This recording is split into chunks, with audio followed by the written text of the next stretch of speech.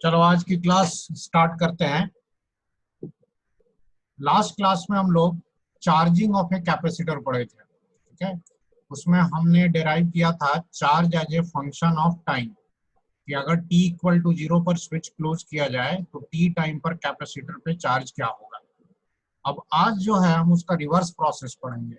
Discharging of a capacitor का मतलब कि अगर कोई कैपेसिटर आपके पास ऑलरेडी चार्ज करके दिया हुआ है, ठीक है, जैसे ये अगर कोई कैपेसिटर C है और इसके पास चार्ज है Q और माइनस Q, तो ये अपने आप कभी भी डिस्चार्ज नहीं होता है। इसको डिस्चार्ज करने के लिए किसी रजिस्टर के साथ इसको कनेक्ट करना पड़ता है। देखो क्या होगा, अभी हमने इसको कनेक्ट कर दिया और ये स्विच अभी क्लोज नहीं है, ये R है। तो अभी इस टॉपिक में हम ये पढ़ेंगे कि जब एक चार्ज कैपेसिटर को किसी रजिस्टर के साथ कनेक्ट करते हैं तो ये किस तरीके से डिस्चार्ज होता है, इस कैपेसिटर पर टी टाइम पर चार्ज क्या होगा। तो इसको हमने ऐसे टी इक्वल टू 0 पर क्लोज किया। जैसे ही क्लोज करोगे इसके क्रॉस का जो पोटेंशियल था वो इसके क्रॉस भी आ जाएगा। मान लो इधर का 0 है पोटेंशियल, तो इधर V है, इधर भी V है। और जैसे ही यहाँ पे स्विच क्लोज हुआ इधर 0 हो गया, इसका मतलब भयानक तरीके से ऐसे करंट फ्लो होना शुरू हो जाएगा। करंट फ्लो होने का मतलब है कि पॉजिटिव प्लेट से चार्ज निकल करके फ्लो होके नेगेटिव प्लेट पे आएगा, ठीक है। तो मान लो कि इस पे 10 कूलम था एक प्लेट पे और एक प्लेट पे -10 था। इधर से ऐसे चार्ज फ्लो होकर के इधर आया, मान लो 2 कूलम निकल गया यहाँ से, तो ये 10 - 2 कितना हो जाएगा 8। और ये जो 2 आएगा इसको ऐड कर दोगे इस पे तो ये क्या हो जाएगा -8। तो अभी भी प्लेट्स पे इक्वल एंड अपोजिट ही है, लेकिन चार्ज घट रहा है कि नहीं। तो समय के साथ ये धीरे धीरे चार्ज घटता जाएगा और finally after some time charge on the capacitor becomes 0। तो हम कहते हैं फिर कि कैपेसिटर पूरी तरीके से डिस्चार्ज हो गया। तो हमें क्या करना है, निकालना है कि बीच में किसी टी टाइम पर जब कैपेसिटर डिस्चार्ज हो रहा है उस समय इस पे कितना चार्ज है, ठीक है। तो हम अब इसका एट टाइम टी का डायग्राम बनाएंगे। एट टाइम टी, तो एट टाइम टी के लिए क्या करेंगे, कैपेसिटर ऐसे बना देते हैं सर्किट। देखो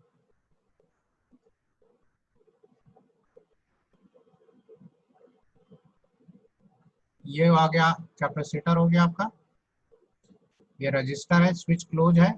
मान लेते हैं टी टाइम पे करंट आई है और उस समय कैपेसिटर पर चार्ज घट के स्मॉल क्यू हो चुका है। तो टी टाइम पे ये क्यू निकालने के लिए पहले क्या करेंगे, इसमें केवीएल लगा लो, या इसका और इसका तो पोटेंशियल बराबर ही होगा। तो इसमें पहले क्या करेंगे कि केवीएल या पोटेंशियल इक्वल करोगे तो आपको एक्सप्रेशन मिलेगा Q/C, that is potential difference across capacitor is equal to potential difference across resistor IR। ऐसा मिलेगा। अब देखो कैसे सोचते हैं, सोचते ऐसे हैं कि हमें निकालना है charge as a function of time. तो Q तो यहाँ दिख रहा है, करंट की जगह हम rate of flow of charge लिखते हैं dQ/dt।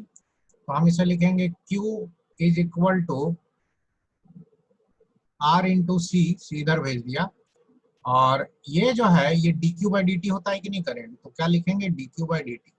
अब ध्यान से सुनो, यहाँ पर चार्ज जो है वो डिक्रीज हो रहा है, ठीक है, चार्ज इंक्रीज तो हो नहीं रहा है। तो जब चार्ज डिक्रीज हो रहा है तो ये जो करंट की वैल्यू होगी वो -dQ/dt होगी। दिस आई इज -dQ/dt, समझे। पिछले वाले केस में जब हमने चार्जिंग ऑफ कैपेसिटर लिया था, बैटरी से चार्ज कैपेसिटर की तरफ जा रहा था, तो उस समय के साथ कैपेसिटर का चार्ज बढ़ रहा था। अभी कैपेसिटर का चार्ज समय के साथ घट रहा है। तो जब चार्ज बढ़ता है तब आई लिखते हैं +dQ/dt, और जब चार्ज घटता है तो आई लिखते हैं -dQ/dt, ठीक है। तो पहले तो ये हमने चार्ज लिख लिया। अब क्या करेंगे, इंटीग्रेट करेंगे। इंटीग्रेट करने के लिए एक तरह के टर्म एक तरफ होने चाहिए। तो देखो dt को इधर भेज दो, या dq को पहले ऊपर रहने दो, dq के नीचे q लगा दो, ये वाला q चल जाएगा, और dt को इधर ले आओ तो dt -dt/RC आ जाएगा। ये आ गया। अब इस पे इंटीग्रेशन का हम लोग साइन लगा देते हैं। लिमिट कैसे लगाएं भाई, तो लिमिट देखो t इक्वल टू 0 पर कैपेसिटर पे चार्ज 0 नहीं था, कैपिटल क्यू था, और t टाइम पे चार्ज निकालना है तो उस समय हमने चार्ज स्मॉल क्यू एज्यूम किया हुआ है। एक बार ये लिमिट लिख लिया, अब सिंपल सा इंटीग्रेशन है, इंटीग्रेशन करोगे तो ये dq बाई क्यू का इंटीग्रेशन ln क्यू होगा। अब ln क्यू में वैल्यू पुट करोगे तो ये आ जाएगा ln Q minus ln capital Q. ठीक है, जिनको ये इंटीग्रेशन इस तरह का कल भी था नहीं समझ में आया, एक बार बेसिक मैथ का इंटीग्रेशन देख लेना। ये ln x होता है dx बाई एक्स, और ये आपका सिर्फ आ जाएगा simply t by R C, क्योंकि आर सी कॉन्स्टेंट है और t dt का इंटीग्रेशन t हो गया। अब ये हो जाएगा ln a minus ln b, ln a by B हुआ, और minus t by R C को फिर से हम लोग टाउ लिख देते हैं, वही सेम चीज जो कि पहले लिखते थे। अब इस एक्सप्रेशन को आगे ले चलते हैं, तो अब क्या करेंगे इसमें देखो, यहाँ से ln हटाएंगे तो हमारे पास आ जाएगा q is equal to capital Q e to the power minus t by tau. So this is the final expression of the capacitor का चार्ज। समझे, फाइनल एक्सप्रेशन ये है। और ये एक्सप्रेशन अगर देखो तो ये डिस्चार्जिंग है, डिस्चार्जिंग है मतलब धीरे धीरे समय के साथ चार्ज घट रहा है। ठीक है, t इक्वल टू 0 रखोगे तो t इक्वल टू 0 पे e का पावर 0 1 होता है, तो चार्ज आएगा कैपिटल क्यू। ठीक है, और t टेंस टू इंफिनिटी रखोगे, t टेंस टू इंफिनिटी, तब आपका जो स्मॉल क्यू है वो 0 हो जाएगा, मतलब फाइनली कैपेसिटर पूरी तरीके से डिस्चार्ज हो जाएगा। अब इस चीज का ग्राफ भी बना लेते हैं, क्योंकि ग्राफ बार बार पूछता है, तो ग्राफ कैसा होगा, तो देखो इधर हमने चार्ज ले लिया और इधर हमने मान लो कि टाइम ले लिया। ठीक है, तो इसका ग्राफ जो होगा, जैसा करंट का ग्राफ था वैसा होगा। चार्जिंग कैपेसिटर में करंट का ग्राफ नहीं डिक्रीज होता था, I naught e to the power minus T by tau, ये उसी तरह का एक्सप्रेशन है। इसका ग्राफ कैसा होगा, तो शुरुआत में चार्ज कैपिटल क्यू है, और जैसे जैसे समय बढ़ रहा है ये डिक्रीज होकर के 0 को अप्रोच कर रहा है, तो ये डिक्रीजिंग ग्राफ होगा। तो ये इस तरह से ऐसे ऐसे ऐसे ऐसे, ठीक है ना, अप्रोच करेगा, कट नहीं करेगा। अब इसमें चेक कर लेते हैं time constant at t equal to tau, एक टाइम कांस्टेंट के बाद कितना चार्ज होगा। तो देखो एक्सप्रेशन ये है, क्या लिखोगे, capital Q e to the power minus tau by tau, e का पावर -1, ये हो गया Q बाई ई, और 1 बाई ई की वैल्यू होती है 0.37। ठीक है ना, 0.37 Q। इसका मतलब कितना चार्ज आ जाता है घट के कितने देर में, एक टाइम कांस्टेंट में। तो एक टाइम कांस्टेंट में ये जो चार्ज आया है ये आपके ओरिजिनल चार्ज से 63% कम है। इसका मतलब 63% डिक्रीज हो जाता है चार्ज। ठीक है, किसमें, इन क्यू का वैल्यू, चार्ज एक टाइम कांस्टेंट में 63% डिक्रीज हुआ। अगले टाइम कांस्टेंट में अब उतना नहीं होगा, क्योंकि टोटल 100 में से 63 तो पहले ही टाइम कांस्टेंट में हो गया, तो अगले में तो और कम होगा। ठीक है, तो शुरू में ये प्रोसेस ऑफ डिस्चार्जिंग फास्ट होता है, ऐसा लगता है जैसे कैपेसिटर जल्दी जल्दी चार्ज भेज रहा है कि जल्दी जल्दी मुझे खाली होना है, डिस्चार्ज हो रहा है। लेकिन बाद में जैसे जैसे चार्ज कम होता जाता है इसका डिस्चार्जिंग का रेट भी स्लो होता जाता है। ये नोट कर लो पूरा। अब देखिए जो आपका डिस्चार्जिंग सर्किट है, एक बार फिर से यहाँ साइड में बना के रख देते हैं, बार बार जरूरत पड़ता है। ये आपका कैपेसिटर हो गया, ठीक है, और इधर में आपका ये रजिस्टर हो गया, ये आर हो गया, ये सी हो गया। टी टाइम पे चार्ज क्यू और माइनस क्यू है, और करंट ऐसे फ्लो हो रहा है। अभी अभी हमने charge as a function of time निकाला, जो कि आया capital Q E to the power minus T by tau. तो एक तो ये एक्सप्रेशन पूछा जाता है, दूसरा पूछा जाता है कि सर्किट में टी टाइम पर करंट क्या होगा, करंट भी तो फ्लो हो रहा है। तो करंट यहाँ पर जैसा कि शुरू में ही बताया था minus D Q by D T होता है, माइनस। ठीक है, तो माइनस बाहर रहने दो, क्यू, और ई टू दी पावर माइनस, वह जो टी बाई टाउ है इसमें जो -1 बाई टाउ है ये बाहर आके मल्टीप्लाई होगा, और ई टू दी पावर हो जाएगा माइनस टी बाई टाउ। तो ये आपका आ जाता है Q बाई टाउ प्लस हो गया और e to the power minus T by. आप चाहें तो इसको ऐसे लिख सकते हैं, Q बाई टाउ को initial current I not e to the power minus T by, ऐसे। तो ये करंट का एक्सप्रेशन है, और ये जो आई नॉट है, ये आई नॉट आपका इनिशियल करंट है Q बाई टाउ।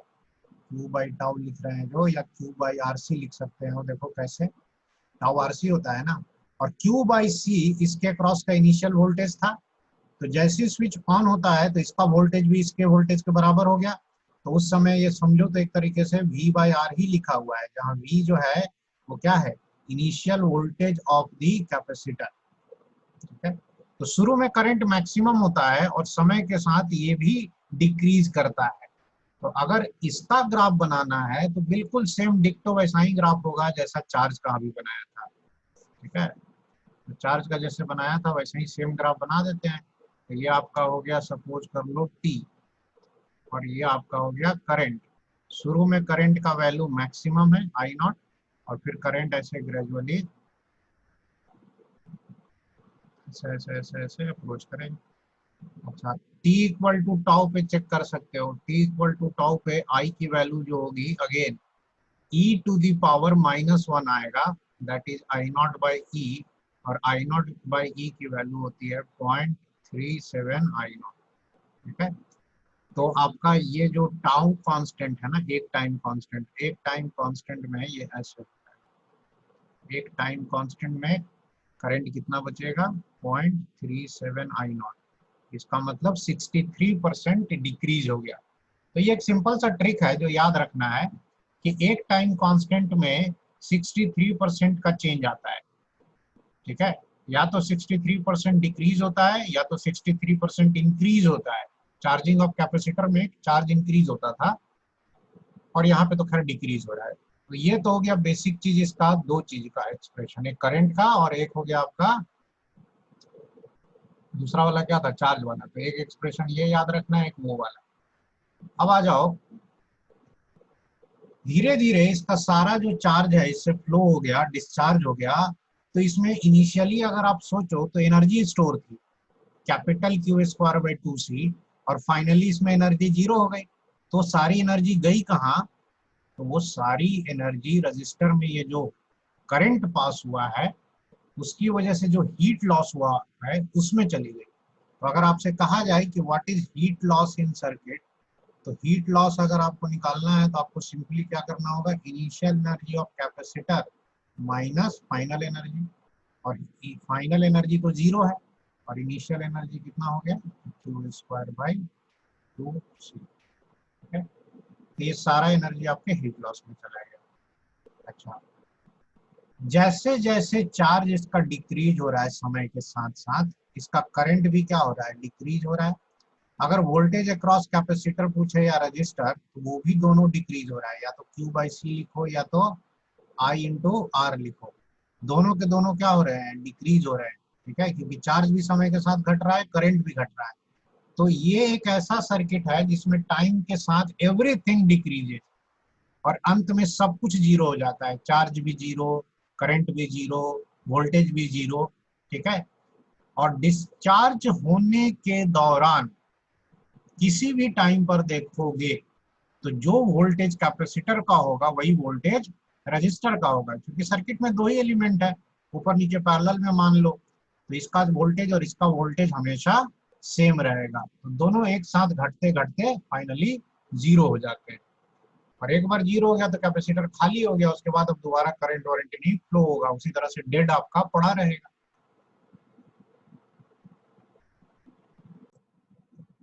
अब डिस्चार्जिंग पर जो है एग्जांपल करेंगे हम लोग। ठीक है, एक कैपेसिटर है C is equal to suppose 4 milli farad. ठीक है,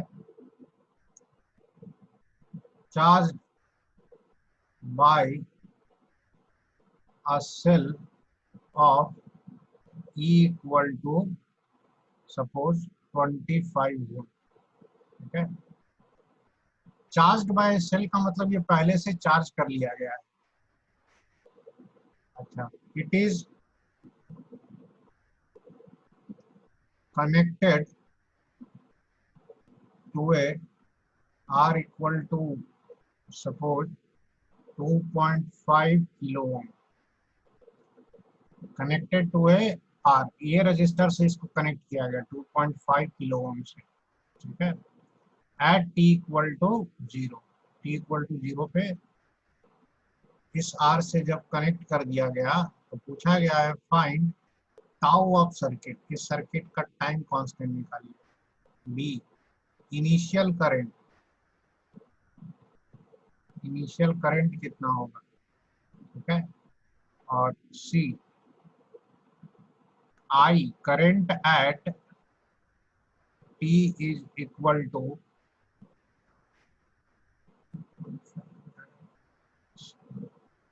5 सेकेंड, ठीक है, 5 सेकेंड पे कितना करंट होगा ये निकालना है। तो स्टार्ट करो, पहले एक सिंपल सा सर्किट बनाते हैं इसका। सिंपल सा सर्किट बनाएंगे तो देखिए ये सर्किट हो गया आपका। इस सर्किट में आपको कैपेसिटर और सिर्फ रजिस्टर दिखाना है, बैटरी मत दिखाना।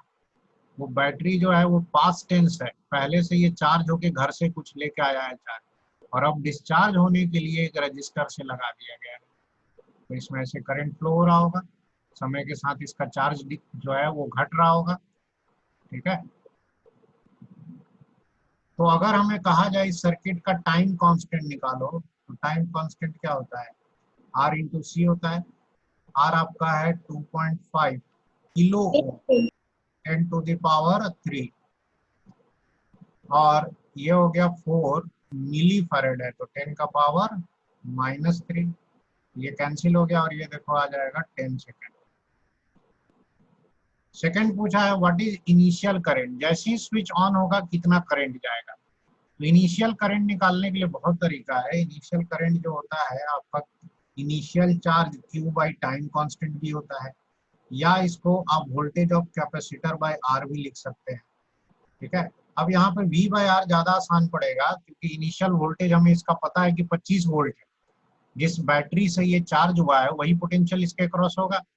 हम इसको सिंपली वैसे ही लिख सकते हैं 25 डिवाइडेड बाई 2.5 किलो ओम है, तो 10 टू द पावर 3 है, ऊपर जाएगा 10 का पावर -3 हो जाएगा, ये हो जाएगा 10 मिली एम्पियर लिख सकते हैं इसको। 25 बाई 2.5 10 हुआ और इसको हमने मिली बना दिया, ये इनिशियल करंट है। फिर पूछा है करंट एट 5 सेकेंड, इस सर्किट में 5 सेकेंड के बाद क्या करंट होगा, तो करंट का एक्सप्रेशन होता है I naught e to the power -t by tau, ये होता है। अब इसमें आई नॉट हमें पीक वैल्यू ऑफ करंट पता ही है 10, e to the power -t की जगह क्या लिखेंगे, कितने टाइम पे पूछा है 5 सेकेंड, और टाउ जो है टाइम कांस्टेंट हमने ऊपर में निकाल रखा था 10, तो ये कितना हो जाएगा 10 इंटू ई का पावर -1/2, ऐसे ही छोड़ दो, इतना मिली एम्पियर, बस हो गया सॉल्व। नोट करो।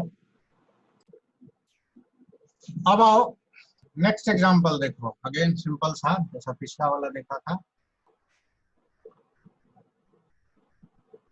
Electric field between the plates of a capacitor becomes half of initial value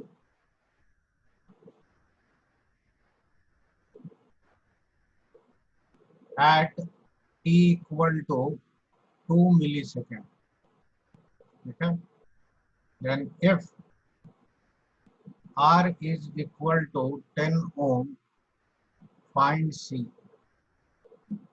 ये डिस्चार्जिंग कैपेसिटर है, ये बताने की जरूरत नहीं है क्योंकि क्वेश्चन पढ़ने से ही लग जा रहा है। Electric field between the plates of a capacitor becomes half of initial value, ये तो डिस्चार्जिंग में ही हो सकता है। जैसे अगर ये मैंने कैपेसिटर ड्रॉ कर दिया और ये डिस्चार्ज हो रहा है, डिस्चार्ज होने पर इसका चार्ज डिक्रीज होता है, और अगर चार्ज डिक्रीज होगा तो चार्ज के साथ साथ जो इलेक्ट्रिक फील्ड है वो भी तो डिक्रीज होगा। ये प्लस प्लेट ये माइनस प्लेट बीच में इलेक्ट्रिक फील्ड होता है ना ऐसे, तो ये इलेक्ट्रिक फील्ड तो खुद ही चार्ज पे डिपेंड करता है, तो जैसे जैसे चार्ज घट रहा है इलेक्ट्रिक फील्ड घट रहा है।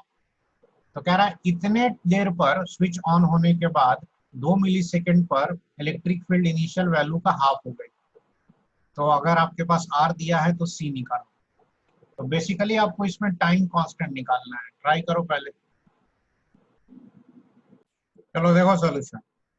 चूंकि electric field Q by epsilon naught A है, तो हमें बेसिकली टी टाइम पे चार्ज लिखना है, क्योंकि जब चार्ज डिक्रीज हो रखा है, हाफ हो जाएगा, चार्ज जब हाफ होगा at that moment electric field will also be half। ठीक है, तो Q क्या होगा, हाफ करना है तो हम लिख देते हैं small q is equal to कितना होता है, capital Q e to the power minus T by tau.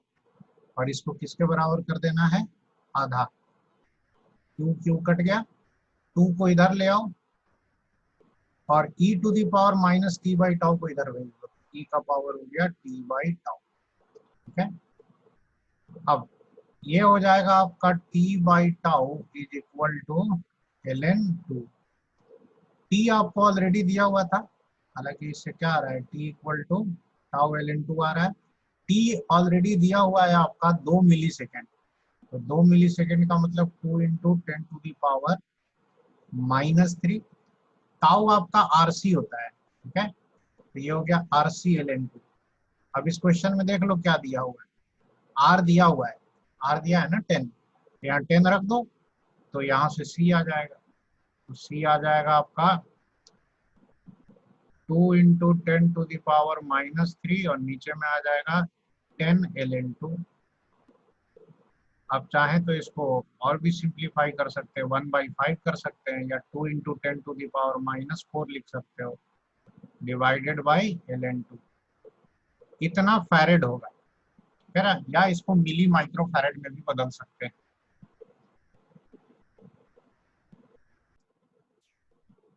अब आओ एग्जाम्पल्स में इक्वेशन ऑफ चार्जिंग लिखना सीखेंगे। मान लीजिए कि ये एक सर्किट आपको इस तरीके से दे दिया जाए और इस सर्किट में आपको यहाँ पर एक कैपेसिटर है। ठीक है, और कहीं पर स्विच ऐसे दिखा देते हैं, यहाँ स्विच है, स्विच अभी क्लोज नहीं है, t इक्वल टू 0 पे क्लोज करेंगे। इस पे चार्ज है q और माइनस, ठीक है, कैपेसिटेंस C। और यहाँ पर एक R है और यहाँ पे एक R है और यहाँ पे भी एक R है, सारे रेजिस्टेंस R ले लेते हैं। तो जब स्विच क्लोज करेंगे तो उसके बाद ये डिस्चार्ज होगा, जब तक स्विच क्लोज नहीं है ये आपका डिस्चार्ज नहीं हो रहा है। ठीक है,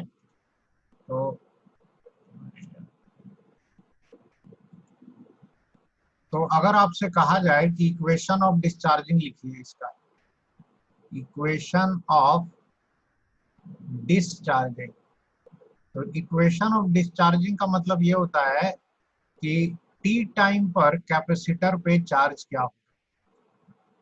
तो प्रॉब्लम क्या है कि एक कैपेसिटर है, बहुत ढेर सारा रजिस्टर है। तो जब ढेर सारा रजिस्टर है तो हम इसको सिंप्लीफाई कर लेंगे, क्या करेंगे, सारे रजिस्टर को मिला के एक रजिस्टर बना लेंगे। ठीक है, तो सर्किट हमारा सिंप्लीफाई हो जाएगा। तो देखो क्या करेंगे, सर्किट में ये कैपेसिटर को रहने देंगे अपना जो है सो है, और सारे रजिस्टर को मिला करके एक आराम से बना सकते हैं आर इक्विवेलेंट। और वो कितना होगा, तो देखो ये आर और आर पैरेलल में है, तो पैरेलल में हो गया r/2 और उसके साथ ये r सीरीज में है, तो r/2 प्लस r ये होगा, तो r इक्विवेलेंट कितना आ गया, 3r/2। ठीक है, तो ये प्लस प्लेट माइनस प्लेट ऐसे करंट जा रहा होगा। आप सीधे आप लिख दीजिए कि charge as a function of time कितना होता है, capital Q e to the power minus T by tau. वही होगा, कैपिटल Q इनिशियल चार्ज है जो क्वेश्चन में दिया है, टी तो टाइम है, और टाउ कितना होता है, तो टाउ आपका कितना होता है, आर इंटू सी होता है। तो यहाँ पर सारा आर मिला के आर इक्विवेलेंट है, तो यहाँ पे टाउ कितना हो जाएगा, आर इक्विवेलेंट इंटू सी। तो वही टाउ यहाँ पे रख देंगे, तो टाउ रखेंगे तो कितना लिखना पड़ेगा, 3r/2। ठीक है, तो 3r/2t हो जाएगा, ऊपर में चला जाएगा ये हो गया 2। तो ये हो गया इक्वेशन ऑफ इसका डिस्चार्जिंग। इसी तरीके से अगर टी टाइम पे बोलता करंट लिखो तो सेम चीज लिख देते हैं, I is equal to I naught initial current e to the power minus T by tau. Tau तो सेम होता है, और इनिशियल करंट कितना होता है, तो इनिशियल करंट जो होता है वो capital Q initial charge by tau होता है। टाउ आपको दिया ही हुआ है, ठीक है। तो कुछ नहीं करना है, जब ढेर सारे रजिस्टर हो तो उनको मिला के एक सिंगल रजिस्टर बना देते हैं, और उसके बाद एक सिंपल सा आरसी सर्किट में ये बदल जाता है, और जो भी हमारा इक्वेशन ऑफ चार्जिंग है वो लिख देते हैं। इसी तरह का एक सिंपल सा केस और देते हैं। मान लीजिए ये कैपेसिटर है, ठीक है, ये रजिस्टर है, ये भी रजिस्टर है, इधर एक बैटरी है, इधर एक स्विच है, ठीक है। और मान लो कि यहाँ भी एक रजिस्टर है, आर है, आर है, आर। स्विच को जब हमने क्लोज किया तो ये जो V है और ये C है तो ये चार्ज हो गया, चार्ज होकर ये प्लस माइनस चार्ज आ गया। अब कहा जा रहा है कि स्विच को ओपन कर दिया गया, switch is open at T equal to 0। इसका मतलब सर्किट पहले से स्टेडी स्टेट में था, ये स्विच खोल देंगे तो बैटरी से कनेक्शन खत्म हो जाएगा और ये कैपेसिटर डिस्चार्ज होने लगेगा। तो ऐसी सूरत में Q इसका as a function of time लिखना है, टी टाइम पर क्या होगा, ठीक है। तो Q as a function of time, तो आपका एक्सप्रेशन वही होता है, capital Q E to the power minus T by tau. Capital Q होगा इस पे इनिशियल चार्ज क्या था। तो देखो स्टेडी स्टेट में इसमें जो करंट होगा वो करंट कैसे जा रहा होगा, ऐसे जा रहा होगा ना करंट, ऐसे। स्टेडी स्टेट की बात हो रही है, तो ये करंट कितना हो जाएगा, V बाई 2R। ये ब्रांच में तो करंट जाएगा नहीं। वो लोग ये करंट क्यों निकाले, ताकि हम इधर का वोल्टेज अगर जीरो मान ले तो यहाँ का वोल्टेज निकाल सकते हैं। और यहाँ का वोल्टेज कितना होगा, तो मान लेते हैं यहाँ का वोल्टेज होगा V minus zero equal to I R. तो I इंटू आर करोगे तो असल में यहाँ का वोल्टेज V बाई 2 है, तो यहाँ का भी वोल्टेज V बाई 2 है स्टेडी स्टेट में। तो जो चार्ज ऑन कैपेसिटर होगा स्टेडी स्टेट में वो CV बाई 2 होगा, ठीक है। तो चार्ज अगर आ गया एक बार, तो उसके बाद एक बार आपने सर्किट को ओपन कर दिया तो उसके बाद ये डिस्चार्ज होने लगेगा। और जब डिस्चार्ज होने लगेगा तो देखो ये एक रजिस्टर रह जाएगा और सिर्फ ये रजिस्टर रह जाएगा, और ये इस तरीके से डिस्चार्ज होगा, ठीक है। तो इसका चार्ज टी टाइम पे अगर आपको लिखना है तो क्या लिख दोगे, capital Q E to the power minus T by tau. Capital Q आपका हो गया CV बाई 2, ये वाला जो बगल में लिखा है। और टी बाई टाउ में टाउ देखो क्या होगा, तो दो दो आर सीरीज में है, तो मिला के आर इक्विवेलेंट 2R हो गया, तो टाउ हो जाएगा 2RC। नोट कर लो।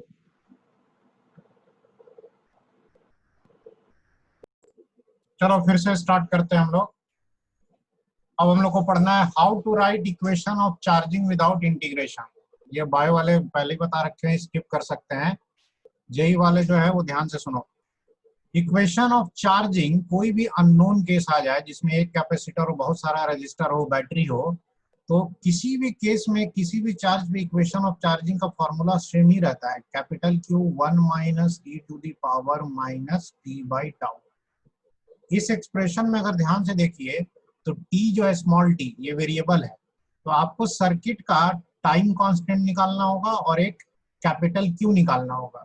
अगर ये दोनों आ गया तो आप इजीली जो है इक्वेशन ऑफ चार्जिंग लिख लेंगे। अब ये कैसे निकालते हैं देखो। सबसे पहले step 1, to find capital Q। Capital Q अगर आपको निकालना है तो कैपिटल Q होता है कैपेसिटर का charge when the circuit achieves steady state. तो इसके लिए क्या करेंगे, टू फाइंड Q लिख देते हैं, ड्रॉ द कैपेसिटर या draw the circuit in steady state,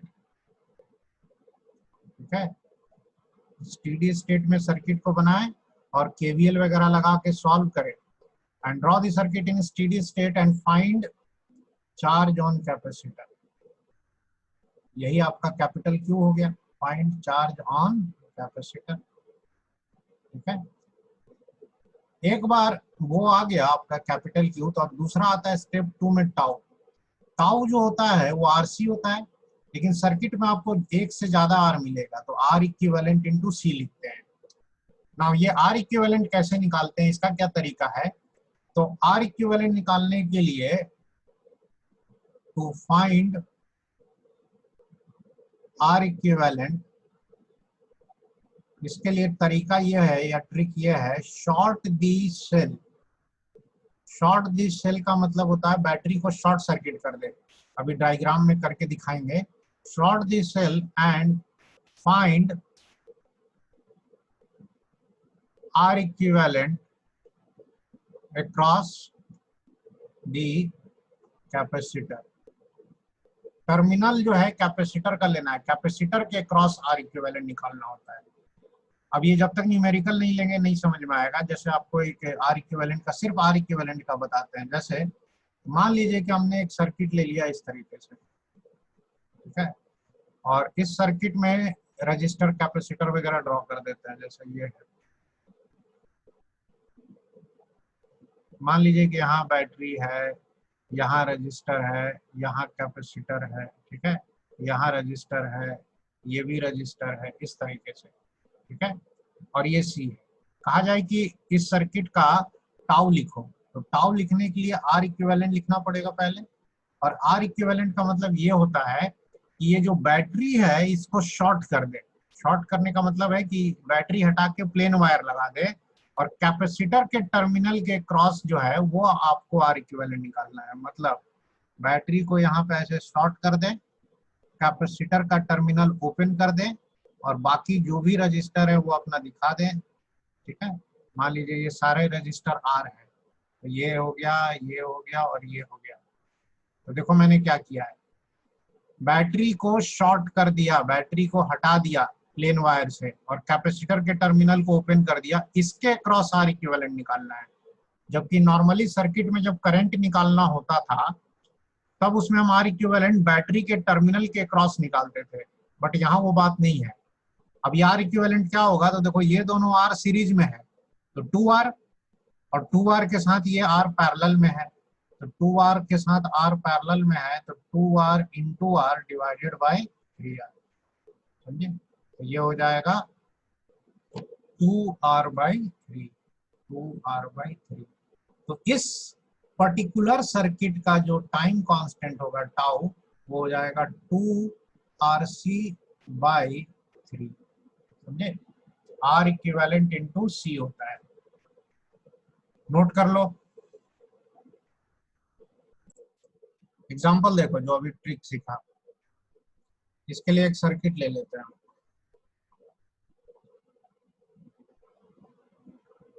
ठीक है, यहाँ पर बैटरी है, इसका ईएमएफ ई है, यहाँ एक रजिस्टर है, ठीक है, यहाँ एक रजिस्टर है, और यहाँ एक कैपेसिटर है सी। स्विच कहीं यहाँ पे है। Initially switch is open so that charge on capacitor is 0, Q is equal to 0, कब, एट T इक्वल टू 0। हाँ, ये जो स्विच है इसको T इक्वल टू 0 पर ओपन किया गया, सॉरी क्लोज किया गया। जैसे ही T इक्वल टू 0 पे क्लोज करेंगे, यहाँ से अब क्या होगा, चार्ज फ्लो होना शुरू होगा, इसमें जाएगा, बंटवारा होगा, इधर भी जाएगा, इधर भी जाएगा, जो भी है। अब धीरे धीरे इसका चार्ज बढ़ने लगेगा, ये होगा। तो क्वेश्चन ये है कि write charge as a function of time, या write Q at time T, capacitor पर टी टाइम पर कितना चार्ज होगा, ठीक है। तो जो हमारे दो स्टेप थे, पहले वो स्टेप देखो। To find charge draw the circuit in, क्या लिखा है, स्टेडी स्टेट। स्टेडी स्टेट में सर्किट को ड्रॉ करेंगे and find charge on capacitor. समझ में आया। तो पहला स्टेप का क्या होगा कि हमें ये कैपिटल क्यू निकालना है। तो चलते हैं, इस सर्किट को स्टेडी स्टेट में ड्रॉ कर लेते हैं। तो कैसे ड्रॉ करेंगे, देखो इसमें बार बार डायग्राम बनाना पड़ता है। तो ये हो गया आपका स्टेडी स्टेट में ड्रॉ करने के लिए हमने सर्किट ऐसे बना दिया।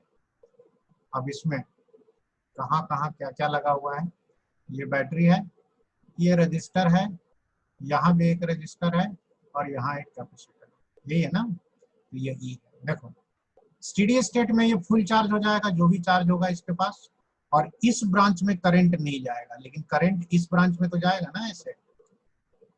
तो ये दोनों आर मिला करके सीरीज में हो गया, अब तो आई कितना हो जाएगा, E/2R हो गया। करंट आ गया तो हमें इसका चार्ज निकालने इसके के लिए इसके क्रॉस का वोल्टेज चाहिए। वोल्टेज निकालने के लिए यहाँ जीरो मान लो, तो ये भी जीरो है, तो यहाँ का वोल्टेज कैसे निकालेंगे, तो ये वोल्टेज इस वोल्टेज के बराबर होगा, और ये वोल्टेज कैसे होगा, तो जब आर पता ही है तो V=IR होता है कि नहीं, तो IR करोगे तो V का जो वैल्यू है स्टेडी स्टेट में कितना आ जाएगा, E/2। तो E/2 आ गया, तो चार्ज स्टेडी स्टेट में होता है CV, तो CV का मतलब C/2। ये हमारा स्टेप 1 हुआ अभी complete, this is your step 1। हमने कैपिटल Q निकाल लिया इस पे। फिर अब आते हैं स्टेप 2 पे। स्टेप 2 क्या लिखा है, टाउ निकालना है। टाउ निकालने के लिए क्या कह रहा है कि आर इक्विवेलेंट निकालना है। आर इक्विवेलेंट के लिए क्या करना है, शॉर्ट दी सेल, जिस ब्रांच में बैटरी है उसको शॉर्ट सर्किट कर दे, ठीक है। तो देखो फिर से सर्किट बनाएंगे, इसको बैटरी को शॉर्ट करना है, तो इस तरह से करेंगे, ठीक है। और ये हमारा बीच वाला ब्रांच हो गया, ठीक है। अब देखो बैटरी यहाँ पे था, इसको हमने शॉर्ट कर दिया, तो क्या क्या बचा, आप यहाँ पे रजिस्टर बचा, एक यहाँ पे रजिस्टर बचा, और यहाँ पर जो कैपेसिटर है इसके टर्मिनल के क्रॉस यहाँ और यहाँ के बीच में आर इक्विवेलेंट निकालना होता है, ठीक है, सी के क्रॉस। तो उस हिसाब से देखो ये बैटरी शॉर्ट हो गया, ये दोनों पैरेलल में है, ठीक है।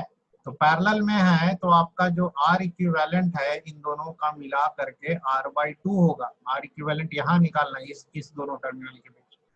आर इक्विवेलेंट आ गया तो टाउ कितना हो जाएगा, R/C/2, R/2 इंटू सी होगा। अब हमारे पास टाउ भी आ गया, ये स्टेप 2 था। हमारे पास टाउ आ गया, हमारे पास क्यू आ गया, तो चार्ज का एक्सप्रेशन क्या था, capital Q in bracket 1 minus E raise to the power minus E upon tau, ये था। तो कैपिटल क्यू की जगह लिख देंगे C इंटू E/2, ये वाला, और यहाँ हो जाएगा 1 माइनस ई, और T/टाउ की जगह क्या लिखेंगे, RC/2, ठीक है। तो ये हो गया RC/2, 2 ऊपर चला जाएगा। तो इस तरीके से हमने ये चार्ज टी टाइम पे निकाल लिया, नोट कर लो। अब आइए नेक्स्ट एग्जांपल करते हैं। सवाल ये तुम सॉल्व करोगे, उसी तरह का सर्किट लेंगे जैसा पिछले बार लिया था। ये आपका सर्किट ऐसे है, सेम टाइप का है। ये आपका यहाँ पे एक और ब्रांच है, यहाँ बैटरी लगा है, EMF E है, यहाँ रजिस्टर है R, यहाँ भी रजिस्टर है R, और यहाँ भी रजिस्टर है R, और फिर लास्ट में यहाँ पर ऐसे कैपेसिटर लगा हुआ है, ठीक है, C। स्विच यहाँ पे कहीं पे था, ये T=0 पर स्विच क्लोज हो गया। तो सेम वही क्वेश्चन है, चार्ज लिखो एट टाइम T, ट्राई करो।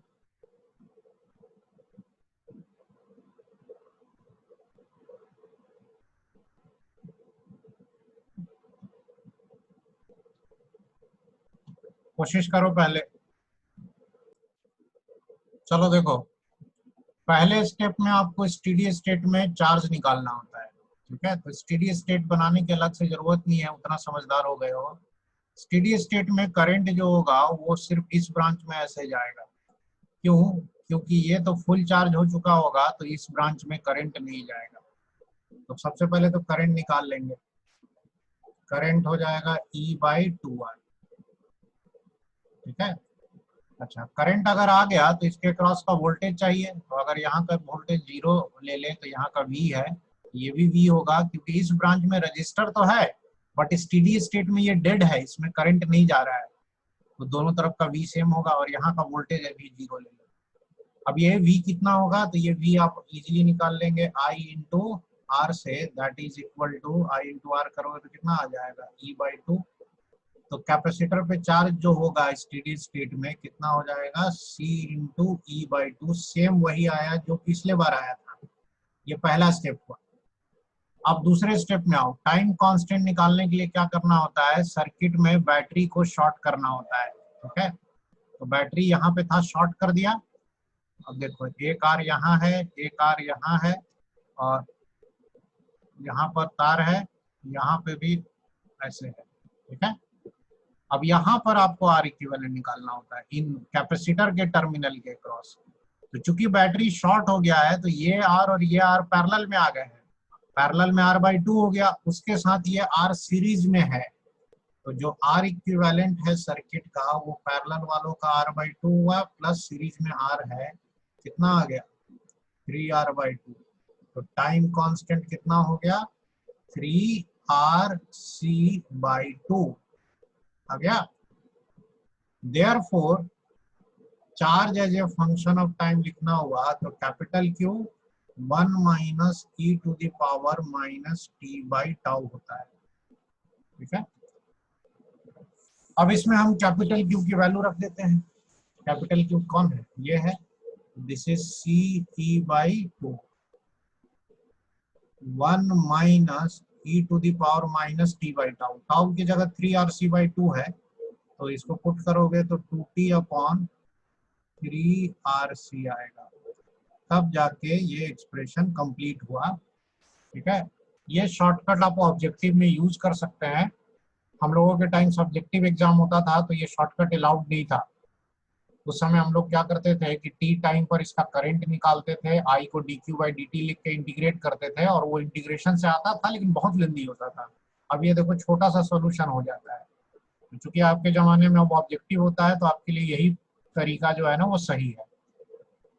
अच्छा, अब जो कुछ एक्स्ट्रा इंटेलिजेंट लोग हैं उनके लिए आगे का सवाल है, खुद ही करके निकालना कि देखो टी टाइम पर जब इसका हमने चार्ज निकाल लिया तो अगर इसके चार्ज को डिफरेंशिएट करोगे dq/dt तो करंट मिलेगा। तो वो करंट कौन सा करंट होगा, क्या ये बैटरी वाला वो करंट होगा?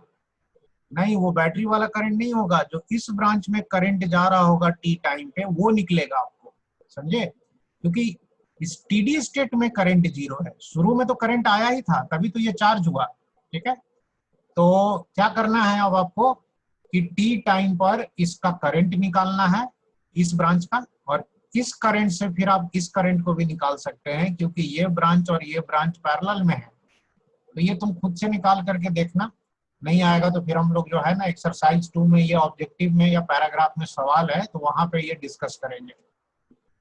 ये KC वर्मा में एग्जांपल है, वो हम लोग करेंगे। ये एक कैपेसिटर है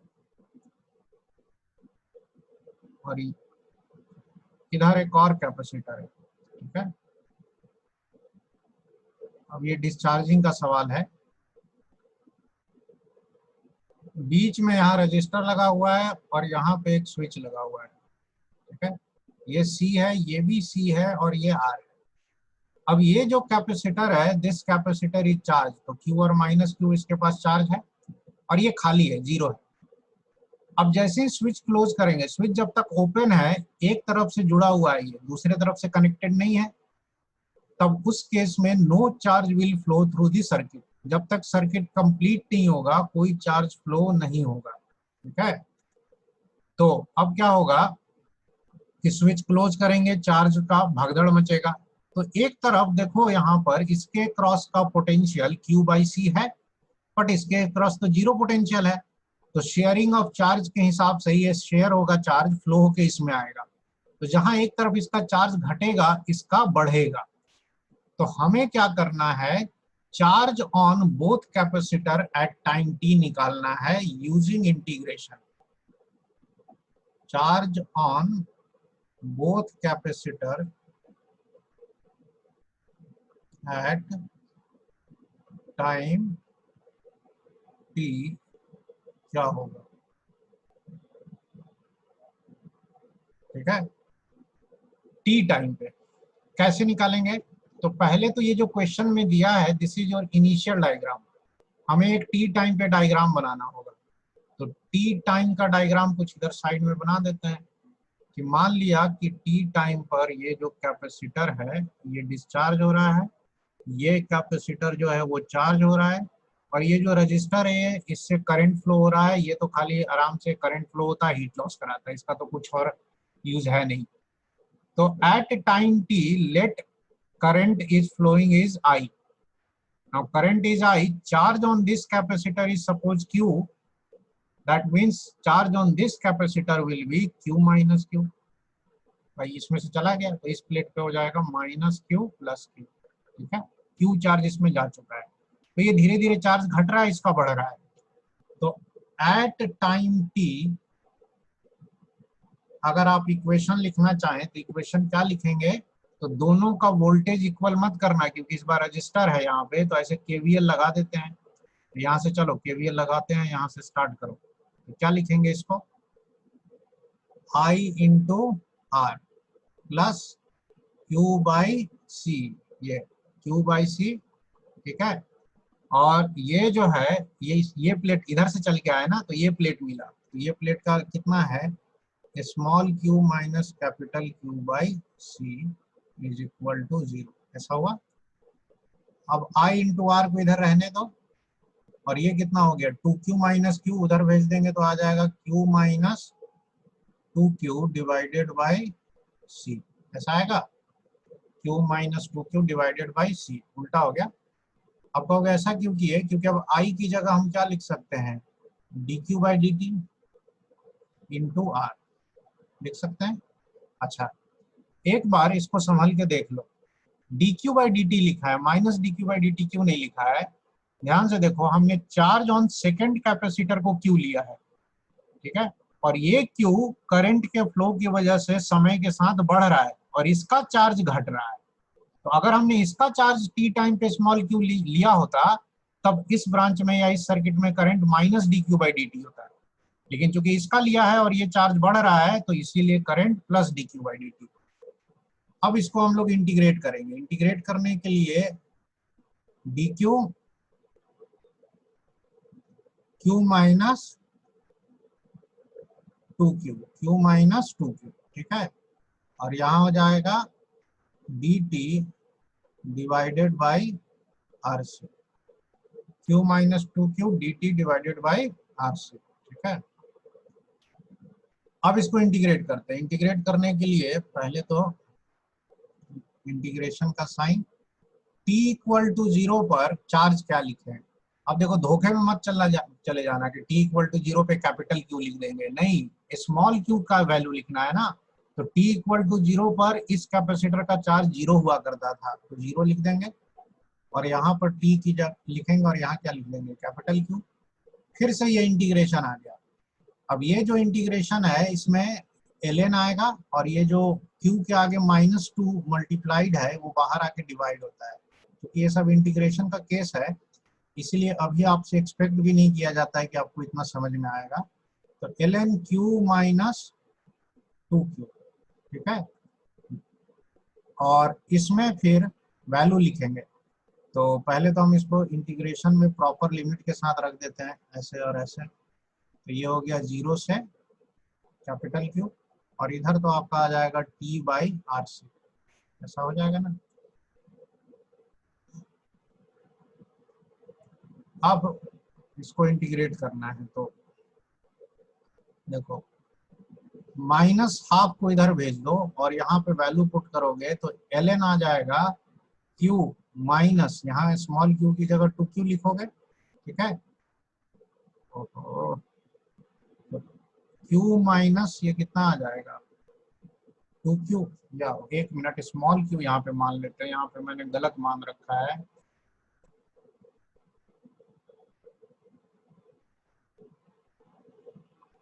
यहाँ पर t टाइम पे चार्ज जो होगा ना स्मॉल q मानेंगे। तो पहले स्मॉल q की वैल्यू रखेंगे तो q माइनस 2q होगा, और उसके बाद 0 रखेंगे यहाँ पे तो q आएगा। अब ये आ जाएगा इंटीग्रेशन में ऐसे, और इधर आ जाएगा 2 उधर जाएगा तो -2t अपॉन आर सी होगा, ठीक है। इसको हटाएंगे तो ये आ जाएगा q माइनस 2q, लॉग हटाएंगे तो कैपिटल Q ई का power minus 2t upon RC। Integration की वजह से ये सब लेंदी हो जाता है, और इस 2q की जगह 2q को इधर ले गए, इसको इधर ले आए, तो capital Q 1 minus E to the power minus 2t upon RC हुआ, जिसको आप t बाई टाउ भी लिख सकते हैं, और यहाँ से फाइनली चार्ज आ जाएगा capital Q by 2 1 minus E to the power minus t by tau. ठीक है, टाउ हमने लिख दिया RC बाई 2 की। अब इसको चेक कर लेते हैं, कैसे चेक करें? t इक्वल टू 0 रखो, तो e का पावर 0 कितना होता है? 1, 1 माइनस 1 0। तो इनिशियली स्मॉल q जो charge on this lower capacitor है वो 0 था, सही है। और t टेंस टू इंफिनिटी करो, steady state e to the power minus infinity जा रहा है, तो ये 0 हो गया, तो q बाई 2। मतलब फाइनली इस पे स्टेडी स्टेट में चार्ज q बाई 2 होगा। इसका मतलब बचा हुआ q बाई 2 ऊपर में होगा, और वो सही भी है। बाय शेयरिंग ऑफ चार्जेस में हमने पढ़ा था कि अगर दो इक्वल कैपेसिटर हैं तो चार्ज इक्वली डिस्ट्रीब्यूट हो जाएगा, तो ये q बाई 2 इसको दे देगा। लेकिन इस प्रोसेस में इस रजिस्टर से करंट फ्लो हुआ है, इसीलिए बहुत सारा हीट लॉस भी होगा। ठीक है, और ये हीट लॉस हम लोग शेयरिंग ऑफ चार्जेस में निकाले भी थे, you initial minus you final से। फिलहाल हमने बीच में किसी टी टाइम पर इस पर कितना चार्ज होगा वो निकाला है।